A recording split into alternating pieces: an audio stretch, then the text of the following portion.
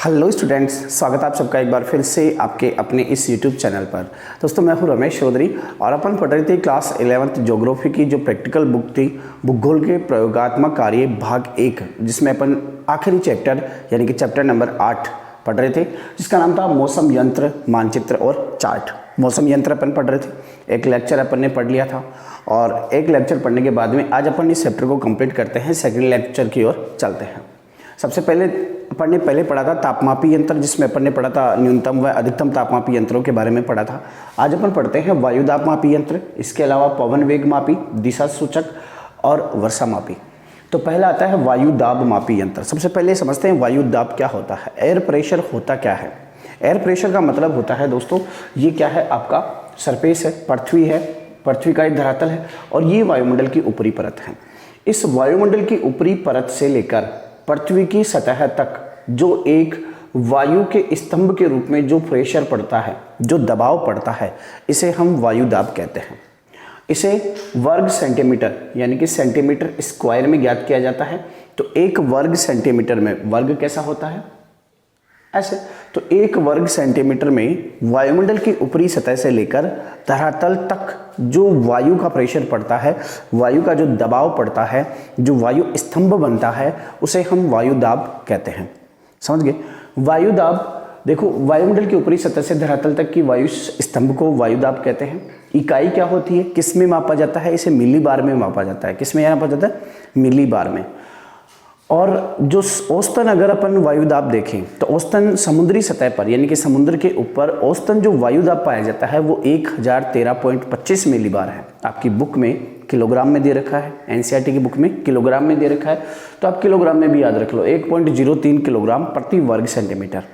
यानी कि एक वर्ग सेंटीमीटर में ये जो भार पड़ता है इसका वजन होता है 1.3। और अगर मिलीबार की बात करें तो 1013.25 मिलीबार जो है एक वर्ग सेंटीमीटर में इसका भार पड़ता है। अब वायुदाब मापने को, वायुदाब मापने के यंत्र क्या होते हैं, तो 3 प्रकार के यंत्र होते हैं। एक होता है पारद वायुदाब मापी यंत्र, एक होता है नृद्रव्य वायुदाब मापी यंत्र और एक होता है वायुदाब लेखी। मुख्य सबसे इंपॉर्टेंट कौन सा है, पारद वायुदाब मापी। इनको समझ लेते हैं क्या है। याद करने का कुछ भी नहीं है, बस समझना है। देखो, इसमें द्रव्य पाया जाता है, इसमें पारा पाया जाता है। पहली बात तो ये, इसमें क्या होता है, पारा होता है। अभी समझते हैं पारा कैसे काम करता है। इन दोनों में पारा नहीं होता। तो पारद वायुदाब मापी में क्या होता है, पारा होता है। देखो ये कैसे काम करती है। ये मान लीजिए आपका कोई पात्र है और इस पात्र में क्या है, आपका कोई पारा भरा हुआ है। समझ गए, इसमें क्या भरा हुआ है, पारा भरा हुआ है। अब आप लोग क्या करेंगे, एक लंबी नली लेंगे, कांच की एक लंबी नली लेंगे जो लगभग आपकी 1 मीटर की हो सकती है ना, 1 मीटर लंबी कांच की नली लेंगे और ये अपन ने नली ली कोई, है ना। इस नली में क्या करेंगे अपन, यहाँ से इसमें पारा भरेंगे। पारा भर दिया, पारा भरने के बाद में ये क्या होगी, पारा से भर गई। भरने के बाद में इस ऊपर वाला जो मुंह था, जो खुला मुंह था, इस पे अपन अंगुली लगा के इसे बंद कर लेंगे और बंद करके फिर वापस इसे क्या करेंगे, उल्टा करेंगे, कर लेंगे उल्टा। उल्टा करने के बाद में जो अपने पास में बीकर भरा हुआ था पारा से, उस बीकर में इस अंगुली को ले जाते हुए उस पारे के अंदर रख देंगे। यानी कि ऐसा नहीं कि इसको यहीं पे अंगुली को हटा लेंगे, नहीं, पारा के अंदर ले जाकर हम अंगुली को हटाएंगे ताकि वायु का इसमें प्रवेश ना हो। जैसे ही हम इसको यहाँ प्रतिस्थापित करेंगे, ये हमने यहाँ पर इसे क्या कर दिया, प्रतिस्थापित। अब बताओ ऊपर वाला जो मुंह इस टाइम पे है वो बंद है कि खुला हुआ है, बंद है। क्यों, क्योंकि खुला हुआ जो था ना ये था और इसको अपन ने नीचे की ओर उल्टा करके लगा दिया, तो ऊपर ये बंद वाला मुंह आ गया। अब अपन देखेंगे कि इसमें से कुछ पारा जो है वो इस बीकर में आ गया, लेकिन फिर भी इसकी जो सतह है इस बीकर से ऊपर की ओर बनी हुई है। यानी कि इसमें पारा यहाँ तक है जबकि बीकर में यहाँ तक है ना। तो ये क्या दर्शा रहा है, ये इस क्षेत्र में पड़ने वाले वायु के दाब को दर्शा रहा है। जैसे ही वायु दाब बढ़ेगा ये पारा जो है ऊपर की ओर हो जाएगा। समझ गए। तो इस तरीके से काम करती है पारद वायु दाब मापी यंत्र। दूसरा देखते हैं नृद्रव्य वायु दाब मापी यंत्र क्या होती है। इसमें द्रव्य का इस्तेमाल नहीं होता है। ये शब्द जो है नृद्रव्य वायुदाब मापी, जो नृद्रव्य शब्द है वो एनेरोस शब्द, ग्रीक भाषा के एनेरोस शब्द से बना है। याद रखना आपको, ग्रीक भाषा के एनेरोस शब्द से बना है। इसमें क्या होता है, एक ऐसे गोल क्या होता है, गोल एक अपन कह सकते हैं कि एक चक्रा होता है ना, और चारों ओर से लकड़ी का बना होता है और बीच में ये मिश्र धातु का बना हुआ होता है। किस कौन सी धातु का? मिश्र धातु। मिश्र धातु जानते हो, यानी कि बहुत सारी धातुओं को मिश्रित करके बनाया गया है। अब इसके ऊपर क्या करता है, इसको पैक कर दिया जाता है पूरी तरीके से, हवा इसमें नहीं छोड़ी जाती, हवा को बाहर निकाल दिया जाता है। अब जो बाहर ऊपर की ओर जो है, जो इसके ऊपर जो केप लगाया जाता है, जो ढक्कन लगाया जाता है ना, यानी कि एक बॉक्स था और उस बॉक्स में हवा निकाल दी, ऊपर की ओर ढक्कन जो ऊपर लगा रहे हैं वो लचीला लगा रहे हैं। क्या लगा रहे हैं? लचीला ढक्कन। यानी कि अगर उस लचीले ढक्कन के ऊपर से अपन ताकत लगाएंगे तो वो नीचे की ओर जाएगा, जैसे ही छोड़ेंगे ऊपर की ओर आ जाएगा। समझ गए? तो अपन जैसे इस पे ताकत लगाएंगे तो इसमें एक सुई लगी होती है। जैसे कि मान लीजिए यहाँ पे आपका साउथ है और यहाँ पे आपका नॉर्थ है, तो जैसे ही हम इस पे प्रेशर डालेंगे, यानी कि ऊपर से इस पे दबाव पड़ेगा, तो इसकी जो सुई है वो क्या होगी? दक्षिण की ओर ऐसे घूम जाएगी। समझ गए? और जैसे ही ऊपर से प्रेशर हटेगा, ये वापस क्या हो जाएगी? वामाव्रत यानी कि नॉर्थ की ओर घूमने लग जाएगी। तो इस तरीके से ये काम करता है कौन सा यंत्र? नृद्रव्य वायु दाबमापी यंत्र।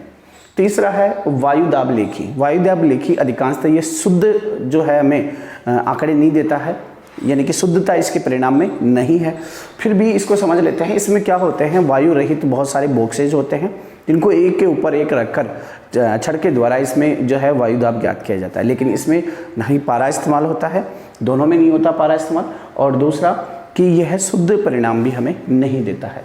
तो ये थे वायु दाब मापी यंत्र तीनों। अब आगे देखते हैं पवन वेग मापी यंत्र। आप थोड़ा सा ध्यान दें, आपकी जो बुक है एनसीईआरटी उसमें थोड़ा सा मिस्टेक कर रखा है। क्या मिस्टेक है? उसमें पवन वेग मापी को दिशा सूचक बता रखा है और दिशा सूचक को पवन वेग मापी बता रखा है, उल्टा कर रखा है। तो पवन वेग मापी यानी कि पवन के वेग को बताने वाला जो यंत्र होता है वो पवन वेग मापी यंत्र होता है, और जो पवन की दिशा को बताने वाला यंत्र होता है वो पवन दिशा सूचक यंत्र या पवन दिग्दर्शी यंत्र होता है। जो वेग मापा जाता है वो किलोमीटर प्रति घंटे में मापा जाता है, और जो दिशा मापी जाती है वो प्रधान बिंदुओं में, प्रधान दिशाओं में मापी जाती है। प्रधान दिशाएं कौन कौन सी है? 4 है, ईस्ट वेस्ट नॉर्थ साउथ। 4 क्या है? प्रधान दिशा रेखाएं हैं। तो इन प्रधान दिशाओं को बताता है पवन दिशा सूचक यंत्र। इसके बारे में थोड़ा सा जान लेते हैं। इसका अपनी बुक में डिटेल नहीं है तो क्यों पढ़े अपन फालतू में, सिलेबस से बाहर है, टाइम आपके पास में कम है। अपन ये देखते हैं पवन दिशा सूचक यंत्र क्या होता है। इसमें एक छड़ होती है और एक तीरनुमा छड़ होती है, और इसके जो दोनों किनारे होते हैं वहाँ पर प्लेटें लगा दी जाती हैं। तो जैसे ही हवा चलती है ये छड़ जो है वो घूमती है, और ये घूमती है जिस साइड में, जिस दिशा में हवा बह रही है उस तीर का नोक उधर हो जाता है। यानी कि थोड़ी सी भी हवा चलेगी तो ये यंत्र घूमने लग जाता है। यानी कि जैसे मान लीजिए यहाँ से एक ऐसे जो है वो छड़ है और इस छड़ पे एक साइड में कुछ ऐसा लगा हुआ है तीर का, और एक साइड में जो आपको पता है इस तरीके से लगा हुआ है। 2 और है, इधर एक प्लेट लगी हुई है और एक इस साइड में प्लेट लगी हुई है। तो जैसे ही हवा चलती है ये स्वतंत्र रूप से घूमता है, और जिस साइड में हवा की दिशा होती है उस साइड में ये अपनी ये जो तीर की नोक है ये ले जाता है ना, और हमें दिशा का पता चल जाता है। अब आगे वाला आता है वर्षा मापी यंत्र। वर्षा मापी यंत्र क्या होता है दोस्तों? एक क्या होता है बता देते हैं आपको। वर्षा मापी यंत्र क्या होता है? वर्षा मापी यंत्र एक धातु का बना हुआ सिलेंडर होता है। देखिए ये आपका सिलेंडर हो गया है ना। अब इस सिलेंडर के अंदर क्या रखी जाती है? एक कांच की बोतल रखी जाती है। क्या रखी जाती है? कांच की बोतल। जैसे ये हमने कांच की बोतल इसके अंदर कुछ इस तरीके से रख दी है, समझ गए। इसके ऊपर क्या लगा दी जाती है? एक कीप लगा दी जाती है। कीप जानते हो आप लोग, जिसे हम कीमा भी बोलते हैं, शायद आप लोग जानते हो। तो इसके ऊपर एक कीप लगा दी जाती है। तो जैसे ही बारिश होती है इस पूरी बारिश का पानी इस कीप के माध्यम से इस बीकर में जमा हो जाता है। इसका लगभग व्यास जो है वो 20 सेंटीमीटर रखा जाता है। कितना? 20 सेंटीमीटर व्यास रखा जाता है। और जो भी बारिश होगी पूरा का पूरा पानी किस में जमा हो जाएगा? बीकर में जमा हो जाएगा। इस बीकर में यहाँ पर पाठ्यांक होते हैं जिसे हम वर्षा को मापा जाता है मिलीमीटर प्रति सेंटीमीटर में। तो यहाँ पर मिलीमीटर या सेंटीमीटर के आंकड़े होते हैं। तो जितनी दूरी ये तय कर रहा है, जैसे ये बीकर आपका मान लीजिए 2 सेंटीमीटर में फैला हुआ है है ना। जैसे आपका वैसे तो ज़्यादा में, क्योंकि 20 सेंटीमीटर तो अपन ने कीप का व्यास बना दिया, तो 20 सेंटीमीटर मान लीजिए, 20 सेंटीमीटर में ये फैला हुआ है ना। और इस बीकर में यहाँ तक पानी भर जाता है बारिश होने से, और यहाँ तक जब पानी भरता है तो ये जो गहराई है ये आपकी आ रही है 40 सेंटीमीटर, है ना। तो आपका यहाँ पर क्या हो जाएगा, एक यानी कि 2 सेंटीमीटर, 1 सेंटीमीटर वर्ग सेंटीमीटर के बराबर यहाँ पर बारिश हो रही है। यानी कि मिलीमीटर में बात करेंगे, मिलीमीटर में तो क्या हो जाएगा आपका 200 मिलीमीटर प्रति वर्ग सेंटीमीटर में बारिश हो रही है। इस तरीके से इसका पता लगा लिया जाता है, किससे, वर्षा मापी यंत्र का। सीधी सी बात है, आप घर पे अगर आप एक पीपा लो और पीपा अगर छत पे रख देते हो, बारिश आ रही है तो उस टाइम पे जितना पीपे में पानी जमा हो गया, स्केल डाल के देख लो कितना सेंटीमीटर जमा हुआ है। तो ठीक वैसे ही ये होता है, कुछ खास नहीं है। बीकर होता है, इसमें एक बोतल लगा दी जाती है, कीप लगा दी जाती है, बारिश का पानी पूरा बीकर में भर जाता है और फिर इसे नाप लिया जाता है कि इस एरिया में अगर ये पानी नीचे गिरता तो कितनी बारिश हो जाती। जबकि इसको अपन ने यहाँ स्टोर कर लिया तो ये पानी पूरा का पूरा धरातल में जाता ना, तो यहाँ पर स्टोर कर लिया तो पता लग जाता है कि इस क्षेत्र में, इतने से क्षेत्र में इतनी बारिश हुई है। यानी कि क्योंकि ये तो यहाँ तक की बारिश ही रोक रहा है 20 सेंटीमीटर की, तो इस 20 सेंटीमीटर कितनी बारिश हुई है, कितना पानी बरसा है, ये हम ज्ञात कर लेते हैं वर्षा मापी यंत्र से। अब अपना आखिरी पॉइंट है हम मानचित्र चार्ट के बारे में। मानचित्र चार्ट क्या होते हैं दोस्तों, सबसे पहले तो ये अपन देख लेते हैं मौसम मानचित्र चार्ट क्या होते हैं। यानी कि मौसम विभाग के द्वारा या मौसम की जानकारी देने वाले अपने पास में उपकरण थे, जो तापमान की, वायुदाब की, आर्द्रता की, वर्षा की, इन सब की हमें क्या कर रहे थे, जानकारी दे रहे थे, हमें आंकड़े उपलब्ध करवा रहे थे। इन सब आंकड़ों को अगर हम मानचित्र पे अप्लाई करते हैं, मानचित्र पे इनको लागू कर देते हैं, तो ये क्या हो जाता है, फिर मौसम मानचित्र चार्ट हो जाता है। समझ गए। यानी कि जो मौसम के बारे में जो मानचित्र बताता है वो क्या हो जाता है, मानचित्र मौसम चार्ट हो जाता है। अगर एक लाइन दे रखी है, 1988 ईस्वी में एडमंड जो हिलेरी थे, एडमंड हिलेरी ने 30 डिग्री उत्तरी अक्षांश से लेकर 30 डिग्री दक्षिणी अक्षांश के बीच में जो मानसूनी जलवायु है, मानसूनी जो पवनें हैं, उनको अभिलेखित किया था, उनको रेखांकित किया था। ये आप याद रख लेना कि सबसे पहली बार जो मानसूनी पवनें हैं उनको रेखांकित किसने किया था, एडमंड हिलेरी ने किया था। कब किया था, 1988 में, है ना। जो 30 डिग्री उत्तरी अक्षांश से लेकर 30 डिग्री दक्षिणी अक्षांश के बीच में है। अब ये मानचित्र जो चार्ट है इसको हम डिटेल से यहाँ देखते हैं क्या होता है मानचित्र चार्ट। केंद्रीय वेधशाला पुणे द्वारा आंकड़ों का संग्रहण। पहले सबसे पहले देखते हैं कि एक तो होता है अपने पास में धरातलीय वेधशालाएं, धरातलीय वेधशालाएं, सही है।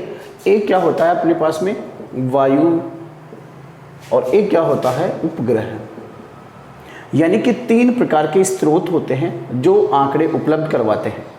एक तो धरातलीय वेधशालाएं जो अभी अपन ने पढ़ा कि वायु दाब मापी, वर्षा मापी, इसके अलावा ताप मापी, आर्द्रता मापी, ये सब यंत्र कौन से होते हैं, धरातलीय वेधशालाएं।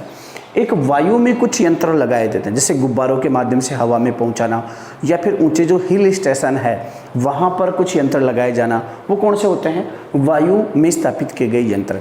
और कुछ होते हैं जो सैटेलाइट के माध्यम से बहुत ऊंचाई पर, जो अपन ने चैप्टर नंबर 6 में पढ़ा था कि उपग्रह के रूप में कुछ यंत्र स्थापित किए जाते हैं, सैटेलाइट के रूप में कुछ यंत्र स्थापित करते हैं। तो ये तीनों प्रकार के जो स्रोत हैं, चाहे धरातलीय स्रोत हो, चाहे वायु में लगे हुए स्रोत हो, या फिर उपग्रह में लगे हुए स्रोत हो, ये तीनों प्रकार के स्रोत विभिन्न प्रकार के आंकड़ों का क्या करते हैं, कलेक्शन करते हैं, विभिन्न प्रकार के आंकड़ों को एकत्रित करते हैं और फिर इन्हें संप्रेषण कर देते हैं, इन्हें भेज देते हैं कहाँ पर, केंद्रीय वेधशाला पुणे में इनको भेज दिया जाता है। समझ गए। यानी कि ये विभिन्न प्रकार के तापमान, आर्द्रता, वायुदाब, ऐसे ही वायु में ये यहाँ के तापमान, आर्द्रता, ये ऊपरी क्षेत्र की जो मौसमी घटनाएं हैं उन सब के आंकड़े यहाँ पर भेज देते हैं। सभी के आंकड़े कहाँ आ जाते हैं, पुणे जो केंद्रीय वेधशाला है यहाँ पर आ जाते हैं। फिर ये जो केंद्रीय वेधशाला है ये क्या करती है, इन प्राप्त आंकड़ों को कोडिंग के रूप में मानचित्र पर अप्लाई करती है। यानी कि अब जो मानचित्र बनाया जाता है, जो मानचित्र है उसमें कोडिंग के रूप में, यानी कि यहाँ पर बारिश इतनी हो रही है, यहाँ पर कम हो रही है ना, यहाँ पर इस प्रकार का जो है वायुदाब है, यहाँ पर इस प्रकार का वायुदाब है, यहाँ पर टेम्परेचर इतना है, यहाँ पर इतना है। तो इस प्रकार से कोडिंग के रूप में, यानी कि प्रतीक चिन्हों के रूप में, जैसे अपन ने पढ़ा था कि मानचित्र पर हम प्रतीक चिन्हों का उपयोग करते हैं। जैसे अपने को अगर जैसे भारत का मानचित्र है, जैसे अपन समझ ही लेते हैं, इसको थोड़ा सा टाइम लगेगा लेकिन अच्छा रहेगा, आप लोग समझ लोगे तो।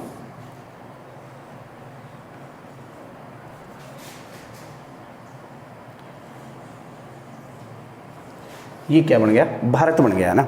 अब इस भारत में अगर अपन देखें कि समान तापमान वाले या फिर समान वायुदाब वाले, या फिर ऐसे मान लेते हैं कि हम किसी क्षेत्र के वर्षा के वितरण को दर्शाना है, या कहीं पर जैसे मान लीजिए बारिश जो हो रही है वो हिम के रूप में हो रही है, तो अब हम मानचित्र पर जैसे यहाँ पर हिम के रूप में बारिश हो रही है, तो हम क्या करेंगे, कुछ इस प्रकार के प्रतीक चिन्ह इस्तेमाल करेंगे, समझ गए। यानी कि इन कोडिंग के माध्यम से, इन प्रतीक चिन्हों के माध्यम से मानचित्र पर इनको अप्लाई करती है। ये भारत का मानचित्र, इस पे अप्लाई किया इसने, तो ये चार्ट क्या कहलाए, ये मानचित्र क्या कहलाए, सिनाप्टिक चार्ट या फिर मौसम मानचित्र चार्ट, समझ गए। इनको मौसम मानचित्र चार्ट या सिनाप्टिक चार्ट कहते हैं, जो विभिन्न स्रोतों से प्राप्त जो मौसमी आंकड़े हैं या जो जलवायु संबंधी आंकड़े हैं उनको मानचित्र पर अप्लाई किया जाता है। अब कुछ प्रतीक चिन्हों के बारे में देख लेते हैं। अब ये कोडिंग जो होती है वो कैसी होती है, ये आपको अपनी बुक में देखना पड़ेगा, है ना। जैसे कि अगर मैं एक दो बता देता हूँ कि ये है आपका क्या, जो वर्षा होती है, जो हिम के रूप में वर्षा होती है, उसका ये कोडिंग हो गया। इसके अलावा अगर मैं कहूँ कि कहीं पर शुद्ध हवा चल रही है तो उसको इस तरीके से दर्शाया जाता है। और अगर मैं कहूँ कि ये आपका धवल तुषार है, अगर तुषार हो रही है तो ऐसे ही अगर कुहासा हो रहा है तो उसको इस तरीके से दर्शाया जाता है। तो मानचित्र पर अलग अलग कोडिंग यानी अलग अलग प्रतीक चिन्हों के माध्यम से इसको मानचित्र पर अप्लाई किया जाता है। आपको वो कोडिंग चिन्ह याद रखने हैं, क्योंकि एग्जाम में ऐसा पूछा जा सकता है कि ये प्रतीक चिन्ह किस मानसूनी या किस जलवायु के किस तत्व का है, तो आपको बताना होगा कि ये कुहासा का है। तो ये आपको प्रतीक चिन्ह याद करने पड़ेंगे। प्रतीक चिन्ह अगर आपके पास में अवेलेबल है बुक तो ठीक है, अगर नहीं है तो इनका जो फोटो है मैं अपने चैनल पर कम्युनिटी बॉक्स में डाल दूंगा, आप वहाँ पर इसे सेव कर लीजिएगा, देख लीजिएगा। और फिर भी अगर किसी को नहीं मिल रहा है तो आप व्हाट्सअप मैसेज कीजिएगा। व्हाट्सअप मैसेज आपको नंबर कहाँ पे मिलेगी, डिस्क्रिप्शन बॉक्स में नंबर मिल जाएंगे, मेरे पास मैसेज कीजिएगा, मैं आपके पास में इसका जो फ़ोटो है वो सेंड कर दूंगा। और जो भी आपके जो भी सुविधा होगी, आप जो भी आप चाहते हो, किसी भी प्रकार की प्रॉब्लम है, कोई समस्या है, तो डिस्क्रिप्शन बॉक्स में आपको नंबर मिल जाएंगे। आप उस नंबर पे कॉल वॉल नहीं करनी है, ना ही कोई फ़ोन करना है, ना ही कोई वीडियो कॉल करना है। आपको सिर्फ अपना मैसेज करना है और छोड़ देना है और इंतज़ार करना है रिप्लाई का। ऐसे नहीं कि आप बार बार मैसेज किए जा रहे हो, ऐसा मत करना प्लीज़, वरना मुझे ब्लॉक करना पड़ेगा। तो आप एक बार मैसेज करें और रिप्लाई का फिर इंतज़ार करें। तो डिस्क्रिप्शन बॉक्स में आपको क्या मिल जाएंगे, नंबर मिल जाएंगे, आप वहाँ से इसे फिर जो है जो भी चीज़ चाहते हो वो आपको अवेलेबल करवाई जाएगी जो मेरे पास में होगी। आगे देखते हैं, प्रतीक चिन्ह समझ गए। फिर ये कुछ रेखाएं होती है जो मानचित्र पर दर्शाई जाती है, आप पहले से पढ़े हुए हो, पहले से जानते हो, जैसे कि समताप रेखाएं, समान तापमान वाले क्षेत्रों को जोड़ने वाली रेखाएं। समान तापमान वाले कैसे, जैसे मान लीजिए यहाँ पर 47 डिग्री था, यहाँ पर 47 डिग्री था और यहाँ पर 47 डिग्री था, तो इन क्षेत्रों को आपस में जोड़ेगी तो ये क्या हो जाएगी, समताप रेखा हो जाएगी।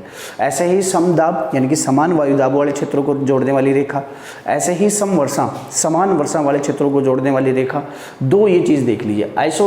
आइसोहेल क्या होता है, आइसोहेल का मतलब होता है कि किसी दो क्षेत्रों पर जो माध्य सूर्य का प्रकाश है, यानी कि जो दिन की अवधि है वो सेम हो, है ना। दो अलग अलग क्षेत्रों पर दिन की अवधि जो सेम होती है, समान होती है, उन क्षेत्रों को आपस में मिलाने वाली रेखा होती है आइसोहेल।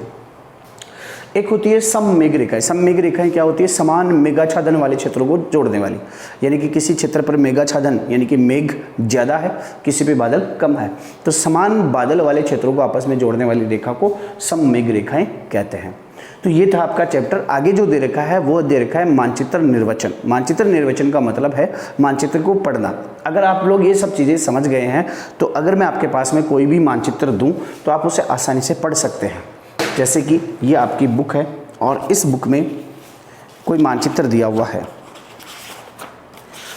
दिए हुए हैं इसमें, जैसे कि इसमें ये मानचित्र दिया हुआ है, आपको दिख रहा होगा।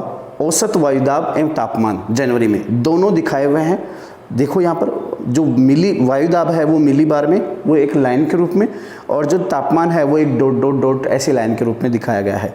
तो ये जो लाइन है, देखिए ये जो लाइन चल रही है इस तरीके से, मतलब यहाँ का वायुदाब भी वही है, यहाँ का भी वही है, यहाँ का भी वही है, सेम वायुदाब है। तो हम इसे आसानी से समझ सकते हैं। अगर हमने ये सब चीज़ें समझ ली है तो हम मानचित्र को आसानी से पढ़ सकते हैं, उसका निर्वचन कर सकते हैं। अगर मानचित्र अपने को दिया जाए और पूछ लिया जाए तो हम आसानी से उसे बता सकते हैं। तो ये थी आपकी 11th बुक, आज कंप्लीट हुई। अब हम पढ़ेंगे 12th की प्रायोगिक बुक। और हाँ, अगर आपको पढ़नी है तो कमेंट करके ज़रूर बताएंगे, समझ में आ रही है तो भी कमेंट करेंगे। और तब तक के लिए खुश रहिए, मस्त रहिए, बड़ों को प्यार दीजिए, सम्मान लीजिए, सम्मान दीजिए और हंसते खेलते अपनी पढ़ाई को अनवरत कंटिन्यू बनाए रखिए। ओके दोस्तों, thank you so much, bye bye.